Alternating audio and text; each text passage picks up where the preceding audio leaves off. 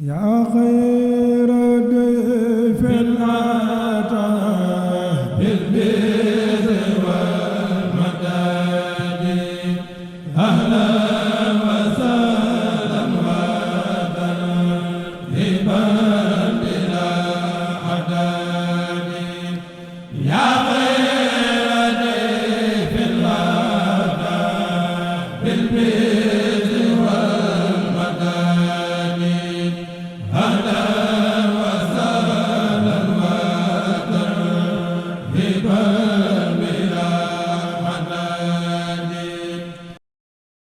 Donc nous allons clore avec Touhfatou aujourd'hui. Nous étions arrêtés au vers 48 sur 58 vers. C'est dire donc qu'il ne reste que 10 vers sur lesquels nous allons aller au pas de course, puisque ce sont des vers de clôture. Et le cheikh fait un focus sur les destinataires de toutes ces prières ardentes qu'il vient d'égrener, et prières faites avec forte chaleur et dont les destinataires, n'est-ce pas, sont ceux-là pour qui il a parlé sur 58 vers. Et ce sont des prières, n'est-ce pas, qui font corps avec une perspective radieuse pour le musulman. C'est le bonheur dans les deux demeures. C'est la protection, c'est l'agrément, c'est la délivrance lors de l'interrogation dans la tombe. Ce sont les affres du dernier jour, les affres de la mort, sans oublier un propos qui le tient à cœur, Husn al-Khitam, une fin heureuse. C'est dire que ces 10 derniers vers ont une allure de happy end, une allure de fin heureuse, puisque le cheikh, n'est-ce pas, il prévoit des choses succulentes qu'il prie pour les hommes, et qu'il prie pour ses parents, qu'il prie pour ses proches, qu'il prie pour ses compagnons, et par élargissement à kulli muslim, à tout musulman. C'est dire donc qu'il a ratissé large, et c'est également le propre de toute prière qui est faite. Elle ne doit pas être introvertie mais élargie à tous les musulmans. Et c'est ce qui est le contenu de ces 10 derniers vers sur lesquels nous allons passer très rapidement pour clore avec Touhfatou. L'autre poème que nous allons aborder aujourd'hui, c'est Ya Kitab al-Karimi. Ya Kitab al-Karimi, c'est un groupe de 6 vers, c'est un 6-1, c'est un poème qui n'est pas long et qui est écrit dans le maître Khafif. Le maître Khafif, ce sont les poèmes comme Innani Ustu, comme Ashkurullah, comme Ya Kitab al-Kafal-Ida. Et c'est un poème qui porte le titre de son incipit. Le premier vers du terme du poème, c'est Ya Kitab al-Karim Anta Habibi. C'est pourquoi l'on s'accorde à le dénommer Ya Kitab al-Karim. Donc c'est le nom qu'on lui a choisi et qui fait corps avec l'incipit du poème. Et c'est un poème qui forme couple avec un autre poème du même maître qu'on appelle Ya Kitab al-Kafal-Ida. Donc c'est souvent 2 poèmes qui sont édités ensemble parce que leur contenu n'est pas très éloigné. En ce qui concerne le préambule, il y a une prière d'attaque dans laquelle le cheikh se demande à Allah de le protéger, de le préserver de Satan, de lapider. Ensuite, c'est la basmala. Ensuite, c'est une prière pour que Allah accepte le contenu de ces 6 vers. Donc, la dominante, c'est un attachement au livre saint d'Allah. C'est une glorification de ce livre qui est le dernier parmi les 104 qui ont été envoyés. Le premier vers annonce déjà la couleur, puisque le cheikh dit Ya Kitab al-Karim Anta Habibi wa Khalili wa Kunt Qabl Tabibi. Donc c'est un vers qui annonce la couleur, disais-je, car on démarre avec force chaleur. Et cette chaleur est perceptible dans l'usage de la formule emphatique Ya Kitab al. Donc cette manière d'utiliser ce procédé de mise en relief par la mise en apostrophe et anti Ya Kitab al, associé à des qualificatifs les plus mélioratifs. Il parle de Karimi, le livre est saint.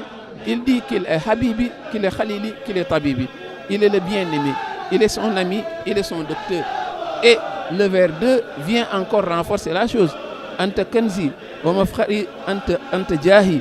Et ajoute Anta Kanzi, ya Fahra kulli labibi. C'est un livre, dit-il, et on sent dans ce propos une sorte de préciosité très positive, perceptible dans l'évocation des termes suivants. Il parle d'honneur, il parle de gloire, il parle de grades acquis les plus élevés, il parle de trésor, il parle de fierté. C'est dire donc que tout ceci, ce sont des termes mélioratifs qui montrent la considération majuscule qu'il a pour ce livre de Dieu. Et on sent qu'il y a une intensification manifeste dans le propos, les termes vont crescendo, puisqu'il parle d'honneur, il parle de gloire, il parle de fierté, il parle de gloire. C'est un champ lexical de la considération majuscule qu'il a pour ce livre de Dieu, qui est un miracle, parce que, à part ce livre, tout ce qui existe peut être considéré comme une créature, mais la parole d'Allah, le Coran est une émanation d'Allah, c'est une partie de Dieu, c'est pourquoi c'est le plus grand miracle. Le vers 3 arrive quand il dit « Ya Rasoul al-Karimi anta imami, sunta fawqi wa tahtadi ra'i wa ja'i » Quand il dit « sunta fawqi tahti wa ra'i imami, amami » Ô toi le noble prophète, tu es mon guide, tu es celui qui me protège, tu es au-dessus et en dessous, à ma gauche, à ma droite. Et ensuite, le propos migre vers le prophète Mohammed, paix et salut sur lui. Rien d'étonnant quand on sait que c'est lui le tenant attitré de ce livre, et il y a, à rapport à ce livre, ce qui lui confère cette grandeur.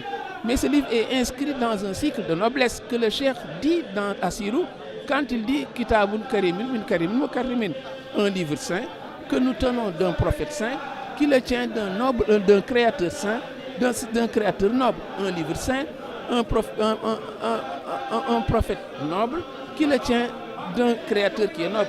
Le prophète ne pouvait manquer de s'inviter dans ce propos, dans ce cadre où on magnifie son livre.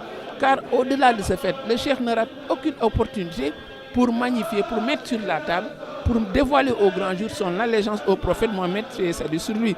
C'est dire donc qu'il n'est pas de ses œuvres où il rate l'occasion de parler de ce prophète. Il ajoute Zada Rabbi Bikallahini Muhinin. C'est par toi, dit-il, le livre sacré, que mon Seigneur a accru la déchéance de Satan, lui qui voulait ma mort.